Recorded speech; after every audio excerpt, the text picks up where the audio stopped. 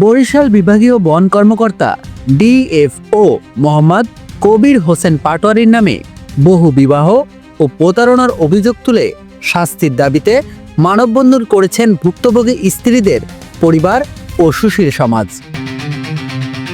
অভিযোগে উঠেছে এই বন কর্মকর্তা 15 থেকে 16টি বিয়ে করেছেন।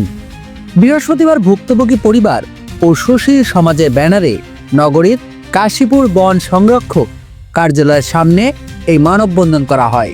এ সময় বন কর্মকর্তার 16 জন স্ত্রী উপস্থিত থেকে তারা মানববন্ধন করেন।